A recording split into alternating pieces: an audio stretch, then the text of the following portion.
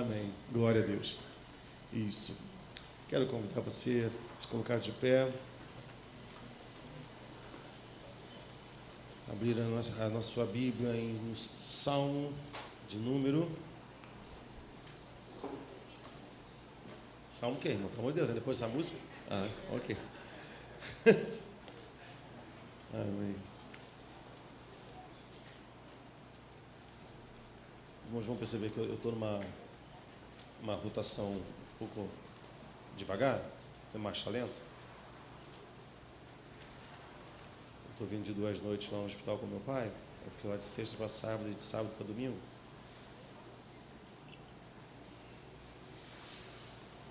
Inclusive, vou dar um abraço para minha mãe. Tem um outro paciente que está lá, um senhor que está lá no mesmo quarto que meu pai. Estão assistindo agora, todos que estão assistindo das suas casas também. Espero que não seja por frieza espiritual, né? Porque o culto online é para isso, né? Para pessoas que estão no hospital, não é verdade? Para quem está doente. Se você está ouvindo agora a minha voz pela live e você não está enfermo, e não há nenhum motivo, isso não é para vocês, e não há nenhum motivo para que você esteja aqui na casa do Senhor, você precisa pedir que o Senhor renove as suas forças, a sua fé e reacenda a chama do Espírito Santo. Não é normal um crente que não tem prazer de estar na casa do Senhor. A Bíblia diz: alegrei-me quando me disseram, vamos à casa do Senhor. Eu sei que nessa vontade, você deve estar com muita vontade agora de desligar a live, né? Mas tudo bem, ok? Depois dessa palavra, né? Mas vamos lá. Salmo 23 diz assim: o Senhor é o meu pastor, de nada terei falta. Em verdes pastagens me faz repousar e me conduz às águas tranquilas. Restaura o meu vigor, guia-me nas veredas da justiça por amor do seu nome. Mesmo quando eu andar por um vale de trevas e morte, não temerei perigo algum, pois tu estás comigo. A tua vara e o teu cajado me protegem. Preparas um banquete para mim à vista dos meus inimigos. Tu me honras, ungindo a minha cabeça com óleo e fazendo transbordar o meu cálice. Sei que a bondade e a fidelidade me acompanharão todos os dias da minha vida, e voltarei à casa do Senhor enquanto eu viver. Vamos falar com o Senhor. Pai de amor, Deus eterno, Deus de infinita misericórdia, Tu és o nosso Pai amado. É a Ti, Deus, que nós depositamos a nossa confiança em Ti. Depositamos e entregamos o nosso coração. Deus, nessa hora, Pai, em que a Tua palavra será proclamada aqui neste lugar, eu te peço, Deus, que o Senhor sustente a minha vida. Senhor, que nenhuma mente aqui, Senhor, vague para longe da Tua presença. Estamos agora, Pai, diante da Tua palavra. Teu Espírito Santo irá falar aos nossos corações. E como um rei que fala ao seu povo, nós nos colocamos, Senhor, em total reverência diante de Ti. Porque só o Senhor irá falar agora com a sua igreja. Fala conosco, precisamos ouvir a Tua voz. É a Tua voz que nos alimenta. Porque nem só de pão vive o homem, mas vivemos de toda a palavra que procede da Tua boca, ó Pai amado. Sustenta a nossa vida, alimenta, Pai, a nossa vida, nos fortalece, nos aviva, Pai. Em nome de Jesus, amém e amém. Você pode sentar?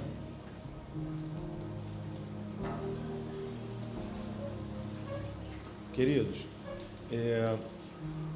eu estaria trazendo uma outra mensagem que eu estive pregando lá na igreja do pastor Marcos, do que teve o coral aqui com a gente no aniversário da igreja. E eles tinham me dado um tema e eu desenvolvi. Eu falei, vou levar essa mensagem lá na igreja. Mas na sexta-feira estava lá no hospital. E aí enquanto meu pai dorme, eu vou lendo a Bíblia, vou estudando, né? Canta a hora, e toda vez que ele sai de um procedimento de aspirar, ele ele tem que entrar uma sonda, né? Vai lá lá dentro para aspirar quando ele sufoca, e é muito sofrido, ele volta às vezes chorando. Eu falei, vamos orar, pai. Toda vez que tem um procedimento, vamos orar, né? E aí, de fato é bom, né? Porque na sexta-feira o senhor que estava lá dele faleceu, e quando eu estava orando pelo meu pai, a gente sempre ora, né?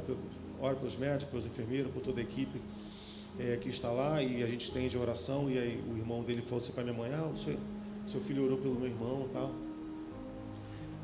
E aí, lendo essa palavra, eu senti arder no meu coração de nós estarmos trazendo esse texto. E aí eu vou deixar a pregação que eu traria para uma outra oportunidade. Eu dei um tema para essa pregação, foi quase um clickbait, né? A Valéria falou assim: meu Deus, o tema da pregação é o Senhor não é o meu pastor. Eu me motivei porque lá no quarto que está o meu pai, e ele está até me ouvindo agora, que minha mãe, eles estão assistindo lá com a minha mãe.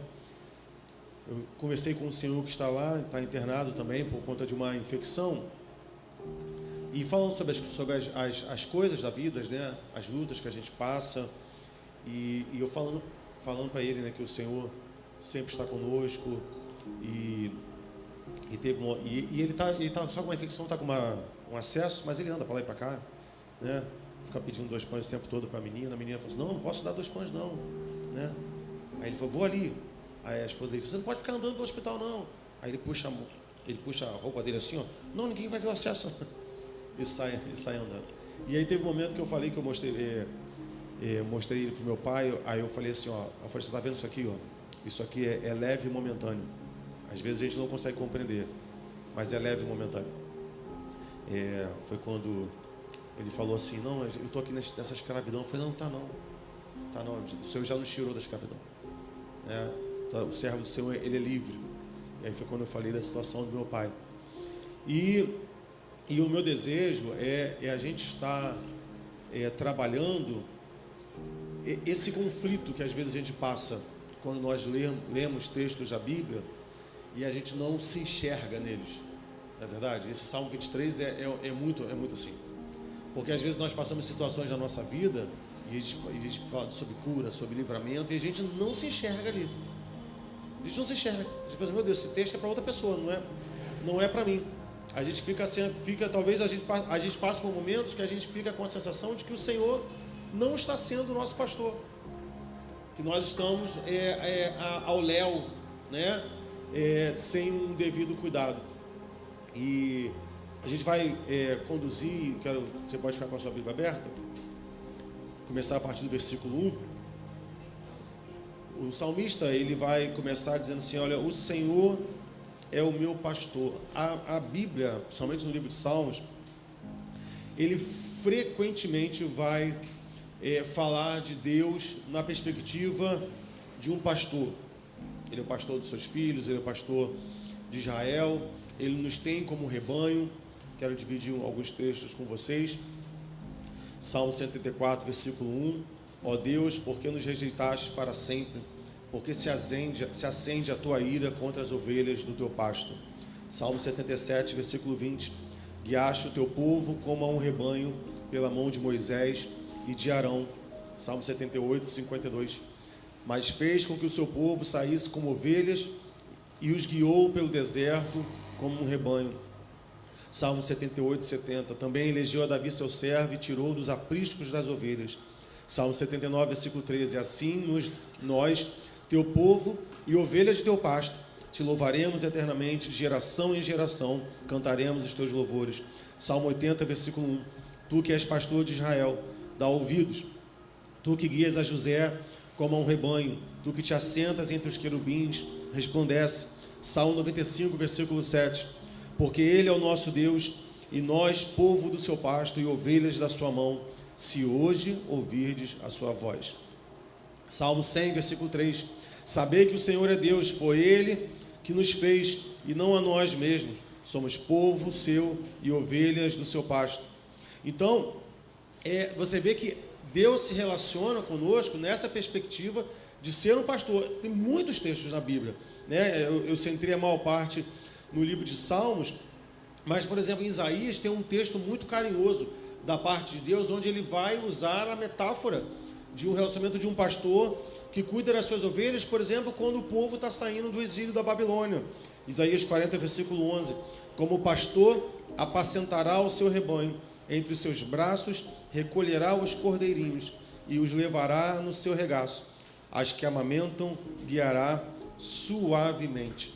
Veja, olha quanta ternura que Deus fala. Ele aqui nem fala mais ovelhas, né? Ele fala assim, olha, ele nos toma como cordeirinhos.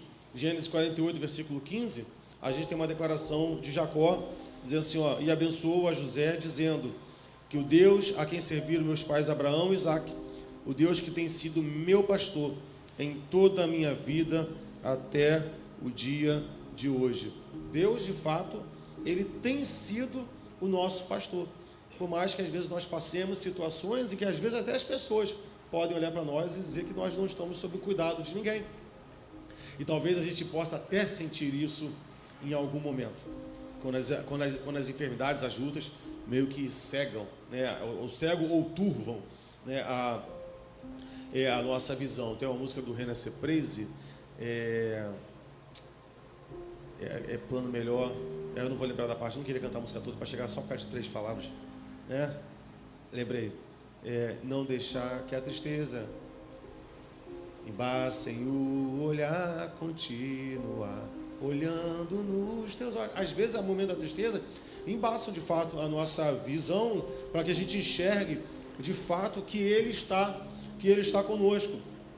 E aí, todos esses textos, a gente vai ter Jacó falando, a gente vai ter Davi, Asaf se relacionando ao Senhor como pastor, só que os profetas também se direcionavam a Deus como um pastor. Miqueias 5, versículo 4, diz assim, ele se estabelecerá e os pastoreará na força do Senhor, na majestade do nome do Senhor, seu Deus, e eles viverão em segurança, pois a grandeza dele alcançará os confins da terra. Olha que bênção. E aí Cristo, ele, de fato, ele sabe que ele é o bom pastor. Ele fala lá no templo, ele vai dizer assim, olha, o pastor, ele fala das ovelhas que passam pela porta, né, as pessoas que passam pela porta das ovelhas, e ele vai dizer, o pastor verdadeiro é esse aqui, ó, que fica nessa porta. Aquele que entra pela porta principal não é pastor, ele é ladrão, é aquele que veio para matar, roubar e destruir.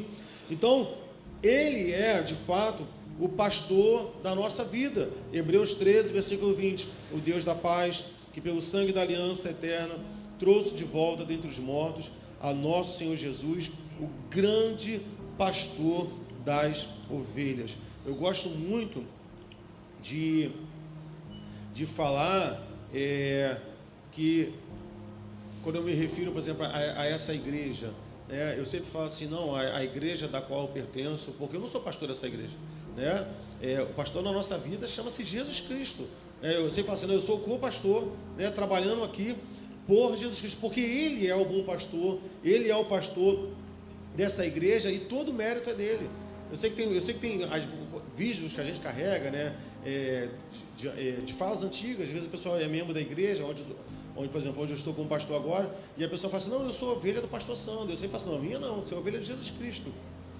Você é ovelha de Jesus Cristo, até porque aqui, por mais que seja uma visão metafórica, eu não posso me relacionar com vocês no sentido de pastor e ovelha com tanta apropriação da figura, porque na verdade todos nós somos sacerdotes. O Apocalipse diz que Deus nos fez reino e sacerdote. Então, como eu falei aqui na quarta-feira, nós já passamos de um momento de muita dificuldade aqui, em que eu me senti muito pastoreado pela igreja. Porque quando a gente olha para a ideia de Deus ser ovelha e ele ser pastor, fica sempre na dependência de que do pastor vem o rebanho, de que do pastor vem o alimento, de que do pastor vem a proteção. Só que isso não cabe a nós. Cristo é o nosso pastor. É claro que eu exerço o ministério pastoral aqui, que espelha um pouco o que Cristo faz, mas Ele é o nosso pastor. Ele é que deve receber todo o mérito. Essa semana eu estava vendo um evento que inventaram, né, da igreja, acho que foi da igreja do Valdomiro, quem dirige o evento é até a filha dele. Mas eu fico olhando para aquilo, é uma coisa tão nojenta, é uma coisa assim tão descabida, sem propósito. O nome do evento é Gerando Salvação. E aí eu vi algumas personagens da área da teologia reformada que foram para lá porque eram influências digitais, e o pessoal veio quente, né? Você foi fazer o que lá? Então eles dão um título para o melhor pastor do ano. Como é isso? Melhor pastor do ano, melhor influência gospel, o melhor cantor. E eles colocam no palco, por exemplo, coisas assim que não tem nada a ver com a outra. Tipo assim, eles juntam alguém que é de teologia reformada, e essa garota acabou pagando pato porque ela foi lá e ela depois fez um vídeo pedindo desculpa. E aí juntam a menina que prega do iPhone, que eu esqueci o nome daquela garota. Aí junta, sabe, um salame. Aí teve um rapaz que não foi, que inclusive ele tomou uma postura que é bem interessante, o seu que é Aquino, o nome dele. E ele falou assim, olha, se não quiser me seguir nas redes sociais, não me siga, eu estou gravando para Deus, eu trabalho, eu tenho meu dinheiro, eu vou continuar gravando. E ele ganhou o prêmio de melhor compositor do ano, só que ele não foi receber o troféu. E aí a filha do pastor Valdomiro fez um deboche com ele no vídeo. Desculpa aqui o pessoal que está nos visitando, que isso, cita o nome, eu não tenho isso não, irmão. Eu saio citando o nome mesmo, não estou nem aí.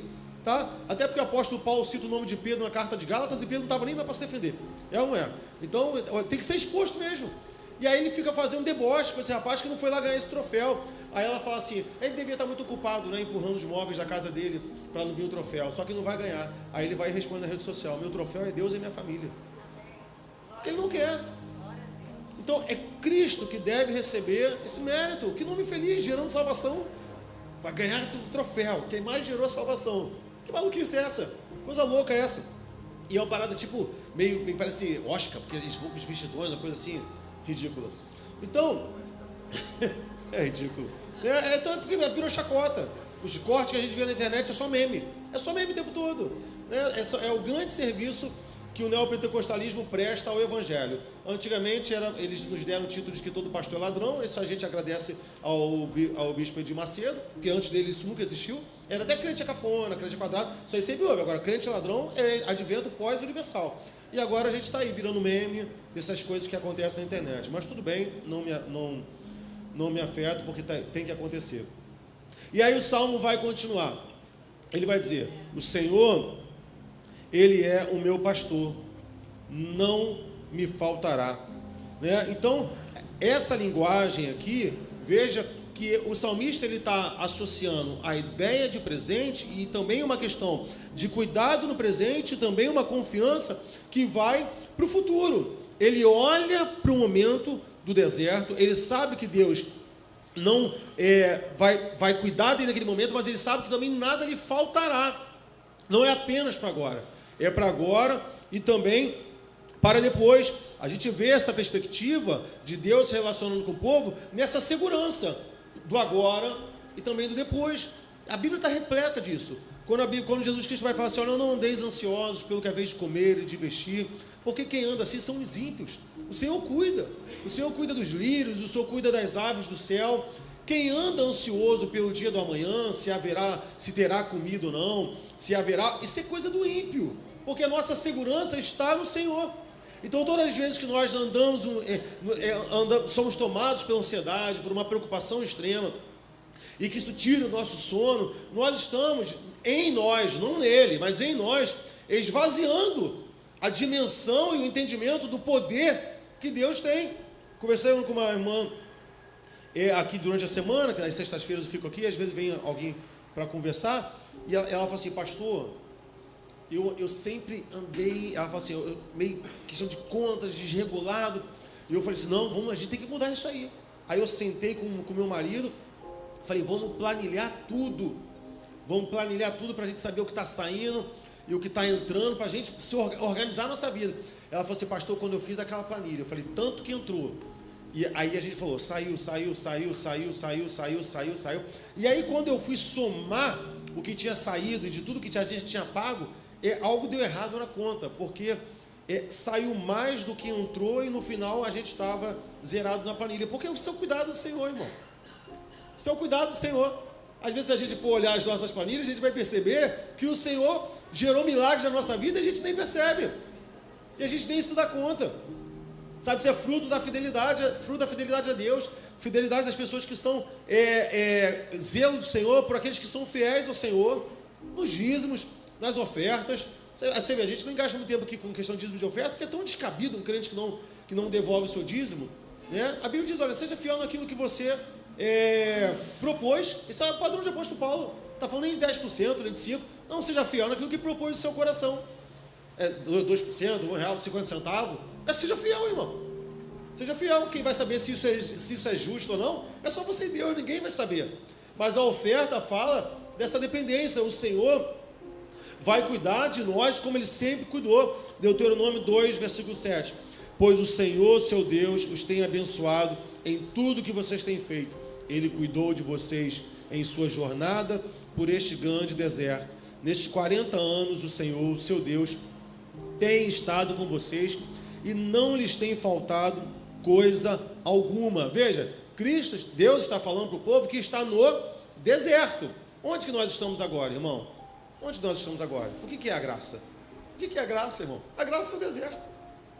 Porque se nossa vida de pecado simbolizava o Egito, do período da nossa escravidão, e o céu para onde a gente deseja ir simboliza a terra prometida, o que nós não estamos vivendo entre a escravidão e a terra prometida?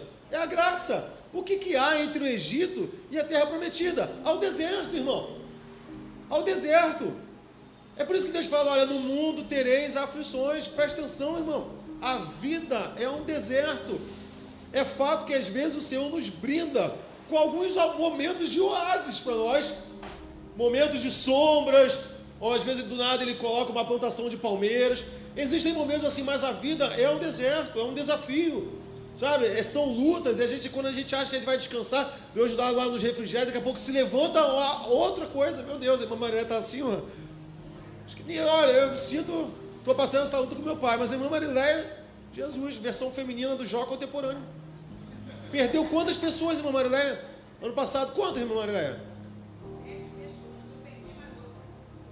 8. E no intervalo de menos de um ano. Hoje. Meu Deus, irmão. Aí quando a gente olha para esses pastores da Vitória, e eu estava falando com esse senhor que estava lá, ter um entendimento disso é muito importante. Eu conversei com a Soraya aqui, eu falei, Soraya, o João faleceu, meu pai não faleceu, eu não tenho resposta para te dar. Do porquê que Deus poupou um e não poupou o outro. Da mesma forma que eu não tenho resposta para dizer do porquê que Deus poupou Pedro e não poupou Tiago. Por que Tiago foi morto pela espada e Pedro não foi morto? E são coisas que estão no entendimento de Deus, no propósito dele, e que Ele não vai dar essa resposta para a gente. E aí, quando eu falo desse nosso relacionamento aqui de conta em igreja e família, ter a compreensão desse evangelho é necessário, porque o evangelho é maior do que cura, ele é maior do que bênção de prosperidade, ele é maior. E aí é tão triste ver igrejas que se baseiam e que pisam nesse fundamento da prosperidade, da cura, porque a igreja não é tratada como gente, nem como rebanho de Jesus Cristo, é tratado como um outdoor de um slogan, que diz assim, aqui o poder de Deus se manifesta. E aí às vezes a pessoa é da igreja há 10 anos, e aí a liderança olha para a morte daquela pessoa, e acha que se falar para a igreja que aquele irmão morreu, isso vai colocar em xeque toda a plataforma de marketing da igreja, porque a igreja, qual é o marketing da igreja? Deus cura nesse lugar. E aí eu já vivi isso, quando a gente olha assim, pastor, aquele irmão, não estou vendo mais, ele morreu. Eu falei, mas vocês nem anunciaram na igreja? Ele porque a gente não acha que pega. Ele falou, que isso? Isso é falta de respeito. Pessoa há anos na igreja, e a igreja grande, às vezes não sabe, né? Às vezes algum irmão pode não saber, talvez haja alguém aqui que não sabe que nosso irmão João faleceu, e que o velório e sepultamento dele foi na quarta-feira. Quantas igrejas fazem isso, irmão? Olha a falta de dimensão do que de verdade é o evangelho. E de todas essas igrejas grandes, irmão, isso é o que é praticado. Você nunca vai ver, estamos aqui muito tristes porque o Senhor faleceu. Eu vou contar uma das experiências mais terríveis que eu já vivi em relação à questão da morte. Certa vez na igreja em que eu era, havia uma igreja perto, e aí o ônibus estava voltando do retiro de jovens, e o líder e a esposa e os filhos estavam no carro da frente do ônibus, igual a gente faz, e aí os jovens estavam no ônibus de trás, e aí um caminhão pegou o carro do líder dos jovens, era filho do pastor, morreu, toda a juventude viu o líder deles morrer. Foi algo terrível. Quando a gente ficou sabendo isso, a gente estava começando o culto. E aí foi eu e algumas pessoas, fomos lá para a igreja, porque era perto, dava para ir a pé. Uma igreja Nova Vida. E a gente conhecia algumas pessoas lá, porque a igreja não sabia. O pastor também não sabia que ele estava fazendo culto, ele nem sabia que ia receber a mensagem que o filho dele tinha acabado de morrer. E aí, quando a gente estava na igreja, a gente virou para o pastor que estava fazendo o culto: pastor, vamos parar o culto agora, vamos orar. A igreja ali vai sofrer um impacto. Aconteceu uma tragédia.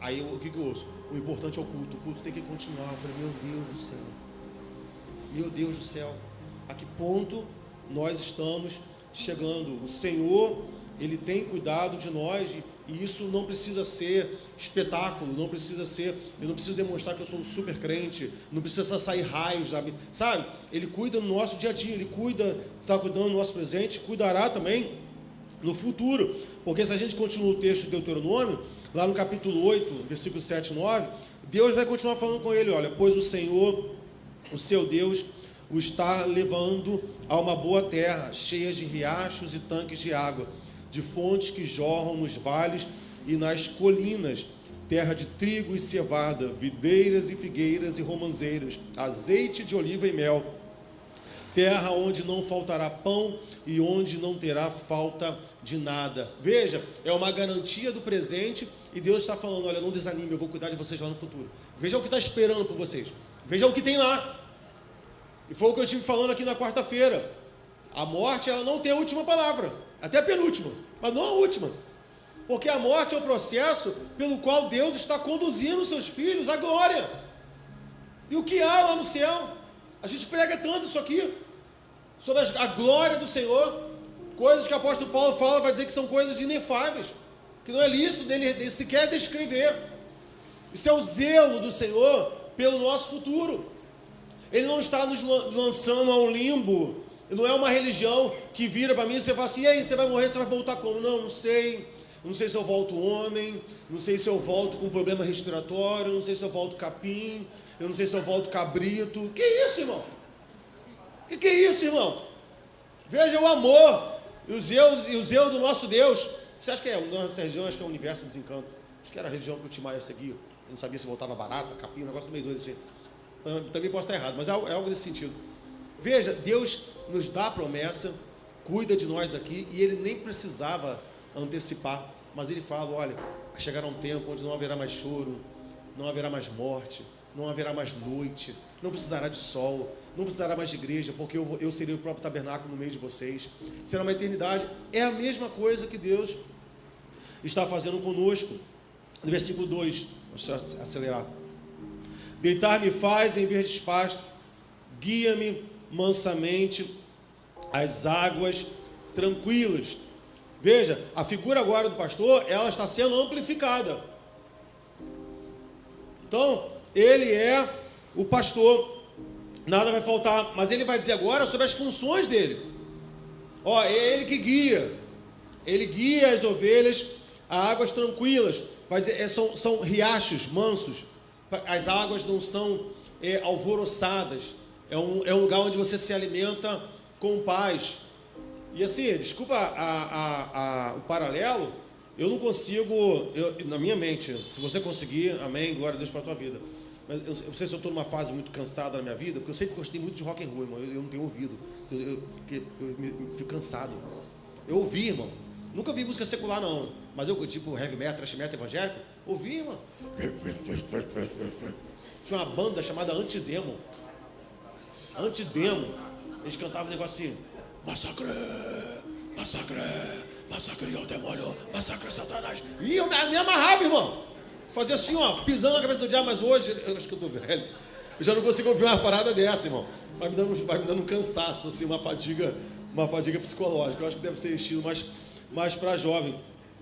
Agora, ele leva as ovelhas para se alimentar em águas tranquilas. Eu tomo para a minha vida que não dá para você se alimentar da palavra de Deus na confusão. Às vezes a gente vê locais aí, irmão, que a pessoa está pregando, é um girando, é outro rodando, é outro dando roiúguia, é outro sibilando pela igreja igual uma cobra e gritando. E aí eles pegaram um esquema, porque fica assim, porque o que fala aqui nessa noite é a palavra, a palavra, a palavra. Aí eu fico assim, mas cadê a palavra? Porque eles usaram esse jargão, que o que importa é a palavra, mas que palavra mesmo não tem nada. É um negócio estranho. Quando a gente se alimenta da palavra, são em águas tranquilas. É tempo de você estar ali, ó, saboreando. Já que você tem pouco tempo para comer, que você come acelerado? É horrível. É horrível. Se alimentar da palavra de Deus tem que ser algo de... Se der, um tempo de qualidade. De você estar ali, ó, mastigando a palavra de Deus. Sentindo cada textura, cada sabor. Não é chegar e engolir, você não sabe nem o que comeu. Sabe, às vezes a gente pode sair do culto assim. Você não sabe nem o que você comeu, irmão. Então bate tudo no liquidificador e bebe. Pega o feijão, o arroz, o bife, a batata frita. Bate tudo, irmão. Se não é para sentir gosto de nada, tome igual vitamina. Porque os componentes nutricionais vão estar tudo lá. Se é só para se alimentar, porque é assim que meu pai está se alimentando agora. É uma bolsa com um troço lá que fica tudo junto e vai direto no estômago dele, não tem sabor. Às vezes as pessoas entram na igreja e não conseguem perceber o sabor do alimento que Deus está dando. De tanta confusão, de tanta agitação. É assim conosco hoje e é assim que será no futuro. Eu gosto não estou falando que meus irmãos pentecostais não são cristãos, não é isso não, irmão. Mas eu acho que tem umas paradinhas que eles falam que eu acho engraçado. É você que gosta de silêncio, acho melhor mudar. Porque o céu é lugar de barulho. Lá vai ser glória, glória, glória, glória. Aí eu fico assim, eu falei, onde esse cara tirou isso? Fonte, vozes da minha cabeça. Eu falei, de onde esse cara tirou essa teoria? Ai, meu Deus do céu. Apocalipse 7:16. Nunca mais terão fome, nunca mais terão sede, não cairá sobre eles o sol e nem um calor abrasador, pois o Cordeiro que está no centro do trono será o seu pastor. Ele os guiará às fontes de água viva, e Deus enxugará dos seus olhos toda lágrima. É o mesmo paralelismo do Salmo 23, do que Cristo fará conosco na eternidade. Há um rio que flui no meio da cidade. O Cordeiro nos levará até esse rio que brota debaixo do templo, debaixo do trono. Estou falando também que vai ser uma paz maceira, não é isso. Mas essa coisa caricata de achar que a gente vai definir, saber o que o céu vai ser, o Senhor tem esse momento de refrigério para a nossa vida. Versículo 3: refrigera a minha alma, guia-me pelas veredas da justiça. Quando ele vai dizer que ele refrigera, ele está falando sobre questão de restauração. Ele renova e sustenta a nossa vida. Ele nos guia individualmente e também coletivamente. O Senhor sempre está nos guiando. E nos guiando por onde? Por caminhos de justiça. Que caminhos são esses? Toda vez que a Bíblia fala de justiça, está falando de retidão. São caminhos que são retos. Provérbios 12:28. No caminho da justiça está a vida. Essa é a vereda que preserva da morte. Tem que ter uma vida reta, irmão. Ah, eu sou crente, eu amo, pastor. Ganhei, Deus me abençoou. Sério. Olha, não foi o leão da tribo de Judá, não, mas o tigre foi um pouquinho menor. É crente jogando, irmão. Falta de retidão na vida. Falta de retidão, irmão. Ontem, domingo, não, sexta. A menina falou assim: Sandro, compra aqui. Eu falei, compra o quê? Eu recebi uma ordem. Não é se você quer comprar, não. Eu falei, compra aqui. Eu falei, compra aqui o quê? Não, uma rifa para não sei o quê, para ajudar, tal. Eu falei, quanto que é a rifa? Ela, R$10. Eu falei, não, eu vou te dar o valor, mas eu não quero rifa, não. Eu não compro rifa. Aí ela falou assim, é porque você é pastor. Eu falei, não, porque rifa é jogo de azar, é idolatria. Isso, quem faz isso aí é pagão. É paganismo. A Bíblia diz que jogos de sorte está atrelado à idolatria. Sobre a deusa sorte, a deusa futura. É só ler, está lá na Bíblia. Está lá na Bíblia. Então não é porque eu sou pastor, não é porque eu temo ao Senhor. É porque a Bíblia é a lei que impera na minha vida. Entendeu, meu querido? Entendeu? É por isso, mas eu vou te abençoar. Porque R$10? R$10. Vida de retidão, irmão. Isso pode estar em vários aspectos. Eu não quero nem perguntar, mas eu vou falar. É crente com gato de água. É crente com gato de luz. É crente com gato de internet. Cheio de gato. Cadê a retidão, irmão? E a gente vai se acostumando e dá a impressão que não tem nada. Não tem nada. Uma vez conversando com um funcionário da escola, ele falou assim, não, porque lá na minha casa tem uma internet. Rapaz, assim, foi um cabo assim que colocaram assim do nada. Eu falei, como assim um cabo do nada? Do nada o cabo assim, ó, entrou e encaixou assim no negócio da tua televisão. Ele, mas porque eu não tenho dinheiro para pagar uma TV? Eu falei, mas tem o sinal aberto, digital. Ah, mas não tem os outros canais. Eu falei, daí, mas se você não tem dinheiro para ter, você não pode ter. Por exemplo, eu não chego num prédio de uma, sei lá, um hotel de Copacabana. Fala aí o nome do hotel, sei lá. Tá vendo? E é famoso, nem vi meu nome. Eu quero dormir aqui. Aí a menina vai perguntar, desculpa, mas por quê? Você tem dinheiro? Não, então você não vai dormir aqui. Simples, irmão. Tem dinheiro? Faço. Não tem dinheiro? Não faço. Aí um monte de crente, mas eu não tenho dinheiro para pagar a televisão, eu vou ficar sem ver televisão? Vai. Simples assim, irmão. Simples. Entendeu? É simples, irmão. A vida é simples. Tem dinheiro, faz. Não tem dinheiro, não faz. É o quê? Subsistência? Você não consegue? Mas eu não vou ver TV? Que ótimo. Vai orar. Vai jejuar. Que bênção. Compreende, irmão. Vida de retidão, irmã. Vida de retidão, irmãos. Precisamos ter uma vida reta, em nome de Jesus. Se você está me ouvindo aqui, tem um gato na tua casa. O sangue de Jesus tem poder. Peça que Deus opere na tua mente. Isso é legalidade de Satanás na tua vida, irmão. Isso é legalidade. Não esqueça que Deus se apresenta, Satanás se apresenta diante de Deus. Lembra de Jó? Deus falou assim, está vendo lá meu servo, justo, fiel. Como é que Satanás se apresenta diante de Deus quando vai falar sobre você, sobre nós? Está vendo lá, Vê o meu servo, Sandro? Aí Satanás fala, vejo, ele tem um gato. Aí Deus fala,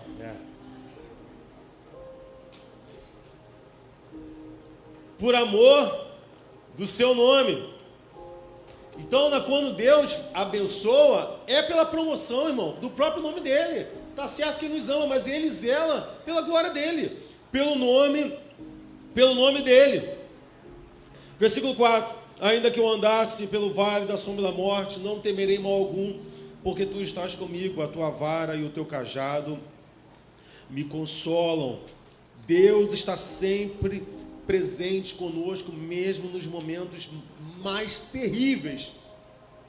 Momentos de vales assim sombrios, irmãos. Momentos terríveis. Deus está conosco. Sabe? Ainda que andemos pelo vale da sombra da morte, Deus está conosco. Às vezes a gente passa por situações em que a morte de fato nos assedia. Meu pai está lá, o senhor que estava ao lado dele faleceu. Uma agitação, ele arrancou a sono, ficou agitado, vendo uma pessoa morrer do lado dele.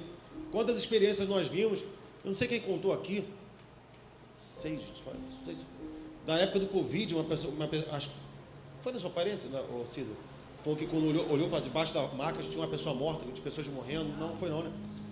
Contou assim, pastor, eu estava deitado assim, aí quando eu olhei para o outro paciente de lado, não tinha espaço para botar na geladeira, a pessoa estava num saco assim, debaixo da pessoa que estava viva, porque não tinha onde colocar. Isso é o vale da sombra da morte, irmão. Me desculpa, passamos por isso o tempo todo. Vivemos num país violento, onde pessoas estão tirando a vida das outras o tempo todo. E o Senhor tem estado conosco. Porque Ele nos livra? Sim. E se Ele nos livrar, não nos livrar? Continuará conosco. De fato é que ainda que nós andemos pelo vale da sombra da morte, não temeremos nenhum mal, porque Ele está conosco. E Ele vai dizer, a tua vara e o teu cajado me consolam. Então, se de fato há consolo, existe a possibilidade de que em algum momento esse mal possa nos atingir. Senão Ele falaria assim, não, eu vou estar com você no vale da sombra da morte, vai feliz, vai rindo, não vai acontecer nada contigo. Há consolo para os momentos da dificuldade. Jesus falou, olha, no mundo tereis aflições. Desculpa os visitantes, é que o pessoal que já está acostumado, né? Parece uma pregação de derrota, né? O pessoal que está nos visitando. Depois eu dou um chocolate para melhorar para vocês, pessoal de primeira vez. Compreende, querido? O Senhor está conosco todos os dias das nossas vidas. Deixa eu falar uma coisa para você. Quando Jesus Cristo garante assim, estarei convosco todos os dias das suas vidas. Quais são os dias que está incluído isso? Todos. Você sabe que do todos, o último também está aí, sabe, né? O último é o dia que tu morre. Só para te lembrar. Porque se são todos, irmão. É o início, meio e o último. E o que isso significa? que mesmo que eu ande pelo vale da sombra da morte, e a minha vida for sucumbida pela morte, até nesse último dia, o Senhor estará lá comigo, porque Ele estará comigo todos os dias da minha vida, até no último. Ele vai comigo até o final, vai conosco até o final. Lembra do que o apóstolo Paulo vai dizer: já estou crucificado com Cristo, agora vivo não mais eu, mas Cristo vive em mim. Ele é o nosso companheiro. Josué 1, versículo 5, Deus fala isso para Josué: assim como estive com Moisés, estarei com você, nunca o deixarei, nunca o abandonarei. É a promessa que está vigorando até os dias de hoje. Quando Jesus subiu ao céu: não vos deixarei sós, não vos deixarei órfãos, enviarei um outro Consolador. O Espírito Santo está conosco, Cristo está conosco todos os dias da nossa vida, irmão, todos os dias. 5, preparas uma mesa perante mim na presença dos meus inimigos, unges da minha cabeça com óleo, honra, né? E o meu cálice transborda. Veja que a marca do favor de Deus, ela é pública, irmão, ela é inconfundível. Ele vai dizer: olha, tu me unges na presença dos meus inimigos. Mesmo em momentos de dificuldade, mesmo que eu esteja no vale da sombra da morte, a minha postura é a postura de alguém que foi ungido pelo Senhor. Há a presença do Espírito Santo na minha vida. Esse óleo é o Espírito Santo na nossa vida. E que às vezes nós passamos momentos de dificuldade e a pessoa fala assim: caramba, olha, perdeu 8 pessoas da família em menos de 2 anos. Está de pé. Eu não sei como é que suporta. Eu não aguentaria. E aí é o momento do crente testemunhar: eu também não suportaria não, se não fosse a presença do Senhor Deus na minha vida. Se o Deus de Israel não for ao nosso lado, meu irmão, isso é Deus, irmão, nos sustentando. Isso é Deus conosco. Ele unge a nossa vida, Ele perfuma a nossa vida. E Ele vai dizer: o cálice dele transborda. Veja como Deus, Ele é gracioso e Ele faz com que as coisas sejam abundantes na nossa vida. Lá no Evangelho de Lucas 7, eu não vou ler por causa do tempo, de 37 ao 46, conta a história de Jesus Cristo quando Ele entra na casa de um fariseu chamado Simão, e uma mulher se lança aos seus pés e começa a beijar, e as pessoas olham para aquela mulher e falam assim: como é que pode Ele permitir isso? E Jesus fala assim: olha, eu entrei na sua casa, você nem me beijou, né? Essa mulher não se cansa de beijar os meus pés. Eu entrei na sua casa, você sequer ofereceu água para lavar os meus pés, e ela está me perfumando. Veja a usura, o Senhor não é assim, o Senhor não tem usura. Deixa eu te falar um negócio, irmão. Sabe aquela pessoa mão de vaca? Então, isso não é traço do cristão, não, irmão. Avareza e usura é pecado. Isso não pode ter na vida do cristão. Tem crente que tem, ó, assim, ó. Mão assim, ó. Dá até vontade de orar assim: Senhor, eu nem uso os dedos, dá para quem não tem. Deixa só o cotoco. Não abre a mão por nada. O Senhor não é assim, irmão. O Senhor, Ele é um anfitrião, sabe? Ele faz as coisas transbordarem. Ele não é mesquinho. Ele não é mesquinho. Lembra do que Ele fez na bodas? Ele fez o vinho se multiplicar, irmão. O vinho acabou. A bênção é assim. A bênção de Deus é assim. É transbordante, irmão. É transbordante. É medida recalcada, sacudida e transbordante. A bênção do Senhor transborda sobre as nossas vidas. Versículo 6. Certamente que a bondade e a misericórdia me seguirão todos os dias da minha vida, e habitarei na casa do Senhor por longos dias. E aqui que é o ponto. Eu basicamente já estou encerrando a pregação. Aqui que é o ponto, porque a gente passa por um salmo desse e a gente olha para esse salmo e às vezes a gente se encontra no meio de um turbilhão, no meio de uma coisa pesada pra caramba, né? E uma luta que às vezes a gente acha que a gente olha assim: cadê Deus? Cadê Deus? Cadê Deus que não me acode? Cadê Deus que não me ouve? Lembrando a palavra do João, nosso irmão João, né? Já partiu com o Senhor. Ele falou assim: Senhor, ele falou assim: pastor, por que Deus, Jesus Cristo não está ouvindo a minha oração? Eu falei: ele está sim, João. Ele está sim. Ele só não está te atendendo, mas ele está. É porque às vezes a gente tem um vício de achar. Já viu quando você fala para a pessoa e a pessoa fala não? E aí você fala assim: não, você não entendeu. Eu falava muito com meus alunos. Porque a pessoa acha que pelo fato de você ouvir, você tem que ter, você automaticamente você tem que dizer sim. E se você entender, não, você, por exemplo, Sandro, vamos fazer isso e isso, vou dar um exemplo. Pastor, vamos fazer isso e isso na igreja? Não. Não, o senhor não me entendeu. Eu falei, não, entendi, senhor, eu não sou burro. Eu sou burro, eu entendi. Mas é porque a resposta é não. Isso não quer dizer que eu não estou te ouvindo. Ó, te dei atenção, te ouvi, entendi. Mas a resposta é não. Isso é um pouco de arrogância da nossa parte. Porque a gente acha que toda vez que as pessoas nos ouvirem e nos entenderem, elas não têm como não dizer não pra gente. A gente sempre espera o sim. A gente faz isso com as pessoas e faz isso com Deus também. E eu falei para ele, João, Deus está te ouvindo. Deus está te ouvindo. Mas por enquanto, João, a resposta é não. Se ele não te curou até agora, é porque a resposta é não. E uma coisa você pode acreditar, João. Se ele está te dando um não, é o melhor que ele tem para te dar. Eu sei que é difícil de entender, mas é o melhor. Porque tudo que vem de Deus é bom, é perfeito e é agradável.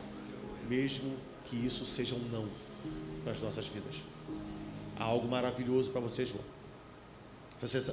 E aí a Soraya falou assim, pastor, quando o senhor saiu de lá, eu já sabia que o João ia, porque aquela conversa que o senhor teve com ele, meu Deus.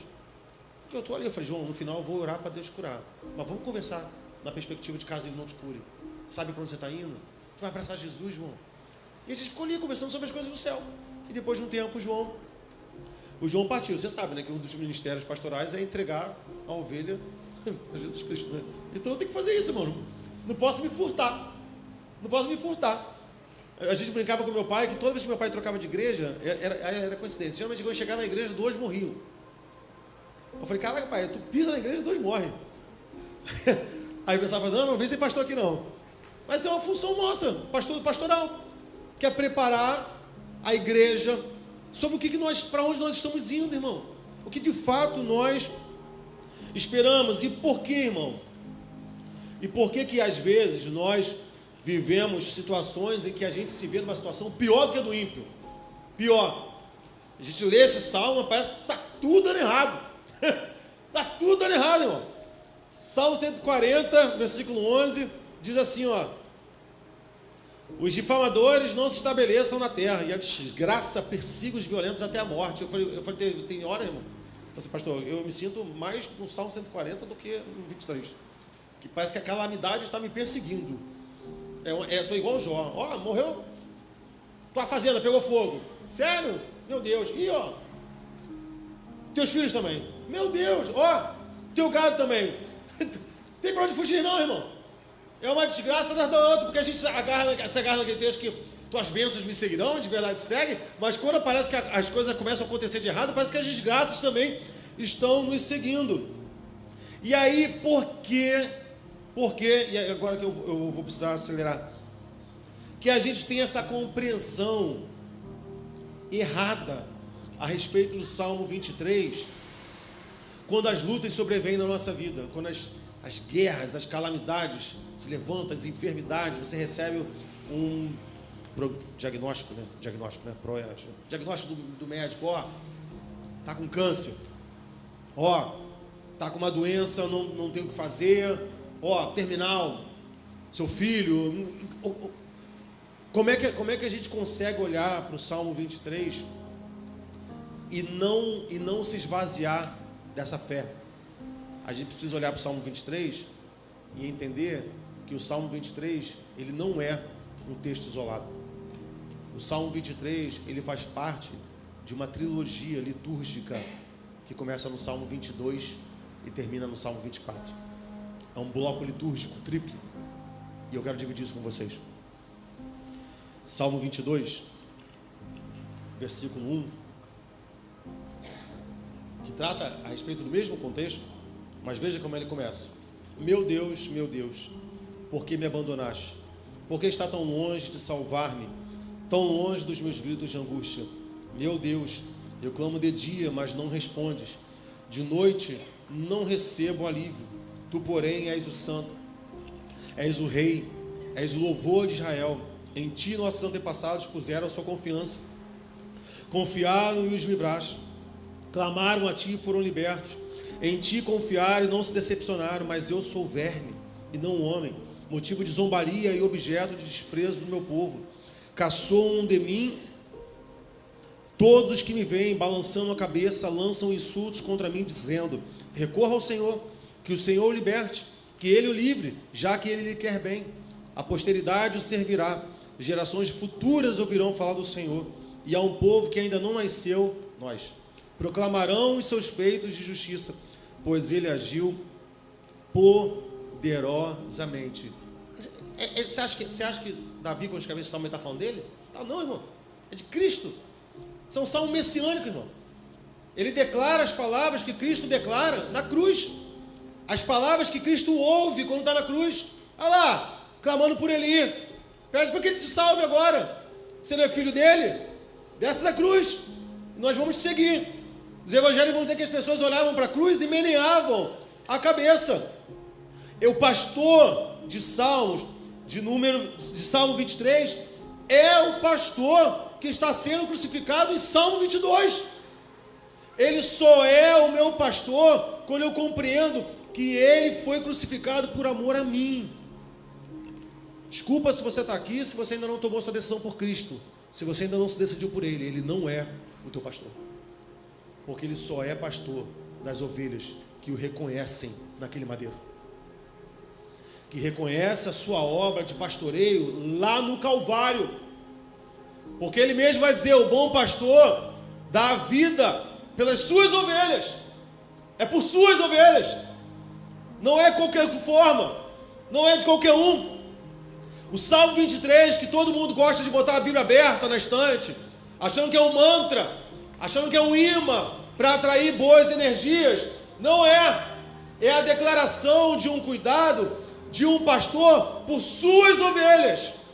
E as suas ovelhas são confirmadas na morte da sua cruz, porque ele está dando a vida por suas ovelhas. Então, se eu não reconheço que a morte dele foi por favor a mim, é porque eu não sou sua ovelha. Porque as ovelhas dele ouvem a sua voz. Quando ele me chamou: Sandro, vem para mim. Ives, vem para mim. Rita, Alexei, vem para mim. Nós abrimos os nossos ouvidos, nós ouvimos a sua voz. E por quê? Porque somos suas ovelhas.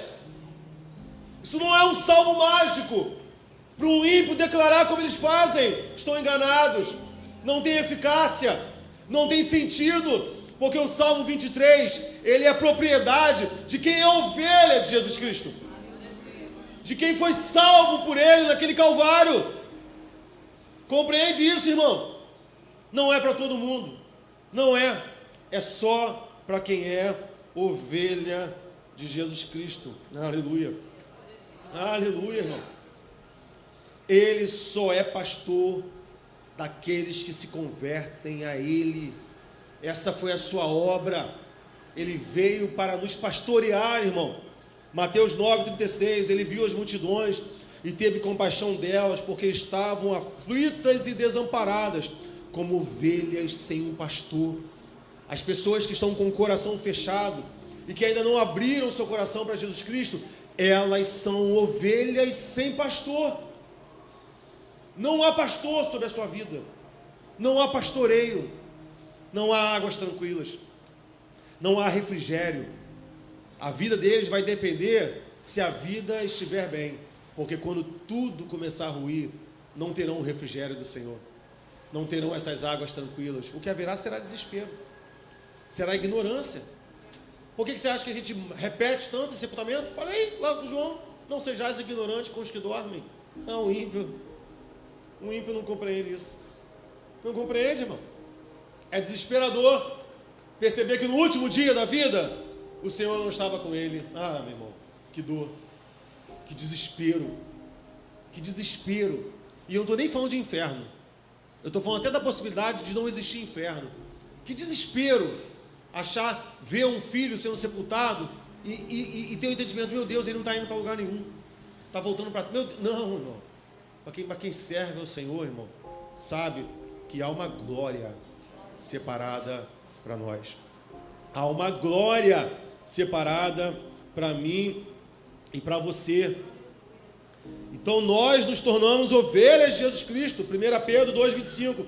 Pois vocês eram ovelhas desgarradas, mas agora se converteram ao pastor e bispo das suas almas. Nós estamos mais desgarrados. O Senhor nos levou para o seu aprisco. Ele está cuidando de nós. Ele está cuidando de cada um de nós. E aí, como eu falei com os irmãos a respeito do Salmo 24, porque se no Salmo 23 ele fala do seu pastoreio no momento, e no Salmo 22 ele se apresenta como um bom pastor que morre no Calvário, no Salmo 24 ele vai de fato nos mostrar o que está reservado para nós. Abre sua Bíblia em Salmo 24.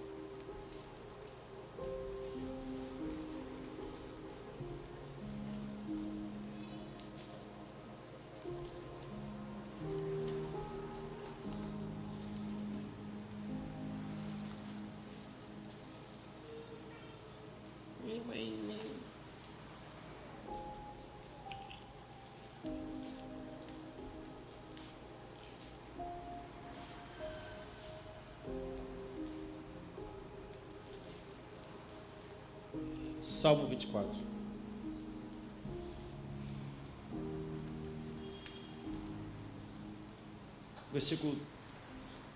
A partir do versículo 3. Quem poderá subir o monte do Senhor? Lembra do caminho de retidão? Quem poderá entrar no seu santo lugar? Aquele que tem as mãos limpas e o coração puro, que não recorre aos ídolos, nem jura por falsos deuses. Ele receberá as bênçãos do Senhor, e Deus, o seu Salvador, lhe fará justiça. São assim aqueles que o buscam, que buscam a tua face, o Deus de Jacó. Versículo 7. Abram-se, ó portais, abram-se, ó portas antigas, para que entre o Rei da Glória. Quem é o Rei da Glória? O Senhor forte e valente, o Senhor valente nas guerras. Abram-se, ó portais, abram-se, ó portas antigas. Esse, o Rei da Glória, o Senhor dos exércitos, Ele é o Rei da Glória. Aleluia, aleluia. Se lá no Salmo 25, versículo 22, ele nos apresenta um Cristo que através da sua morte conquista um rebanho. No Salmo de número 23, no Salmo de número 24, o Rei da Glória está entrando no céu. Levantem, ó portas, as suas cabeças, para que entre o Rei da Glória.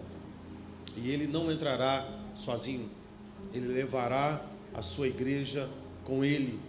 Esse é o futuro do rebanho do Senhor, mas só para aqueles que são rebanho do Senhor. Se você está aqui nessa noite e ainda não é ovelha do Senhor, não é ovelha do seu aprisco, me desculpe a dureza dessas palavras, mas você está como uma ovelha sem pastor. O Senhor não é o teu pastor, porque o pastoreio dele só começa na nossa vida, no Calvário e na cruz. É necessário reconhecer ele como o único e suficiente Salvador das nossas vidas.